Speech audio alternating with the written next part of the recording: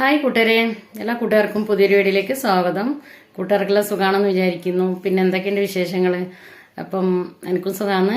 അപ്പം ഞാൻ ഇന്ന് വന്നിട്ടുള്ളത് ഏട്ട മീനില്ലേ, അതൊന്ന് മല്ലിയും മുളകും വറുത്തരച്ചിട്ടുള്ള കറി, പിന്നെ തേങ്ങാപ്പാലും ലാസ്റ്റ് നമുക്ക് ഒഴിച്ചു കൊടുക്കാം.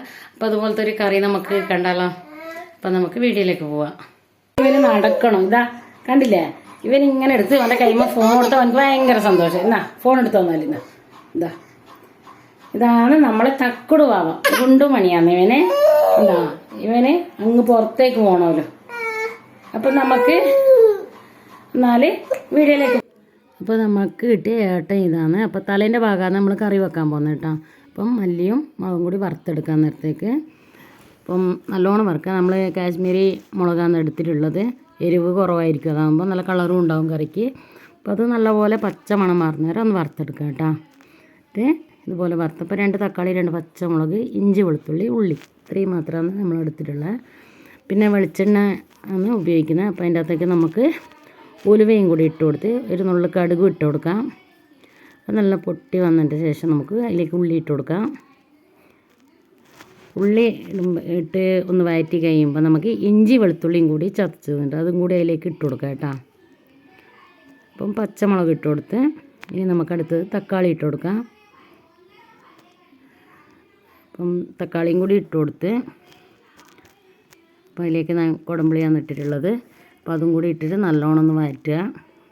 നല്ലോണം വഴന്ന് വരുമ്പോൾ നമുക്ക് അതിലേക്ക് ഉപ്പിട്ട് കൊടുക്കണം. ഇത് ഞാൻ മല്ലിമുളക് അരച്ചതാണ്, അതിൽ ഉപ്പിട്ട് കൊടുക്കണം. ഉപ്പും കൂടി ഇട്ടിട്ട് നല്ലോണം ഒന്ന് ഇളക്കിയിട്ട് നല്ലോണം വഴന്ന് വരണം കേട്ടോ. തക്കാളിയെല്ലാം നല്ലോണം. അപ്പോൾ ഏട്ടൻ്റെ തലേൻ്റെ ഭാഗമാണിത്.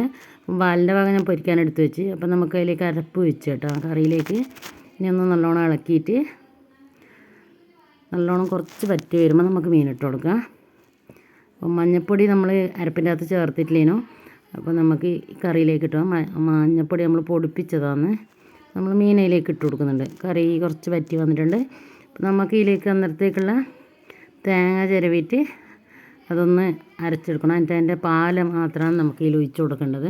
അന്നേരത്തേക്ക് തേങ്ങ റെഡിയാക്കി വെക്കാം കേട്ടോ. ഇത് വറ്റുമ്പോഴേക്ക് അപ്പം കറിവേപ്പിലയും കൂടി ഇട്ട് കൊടുത്ത് ഇപ്പം നമ്മൾ ഒരു മുറി തേങ്ങയാണ് എടുത്തിട്ടുള്ളത്. അപ്പോൾ ഇതുപോലെ അരച്ചിട്ട് നമ്മൾ അരിപ്പ വെച്ചിട്ട് അതിൻ്റെ ആദ്യത്തെ പാല് മാത്രമാണ് എടുക്കുന്നത്, രണ്ടാം പാലൊന്നും എടുക്കുന്നില്ല. അപ്പോൾ നമ്മൾ ഇതുപോലെ അപ്പോൾ തേങ്ങാപ്പാൽ വെച്ച് കഴിഞ്ഞതിന് ശേഷം നമുക്ക് അധികം തിളപ്പിക്കേണ്ട, ഒറ്റ തിളച്ചാൽ മതി.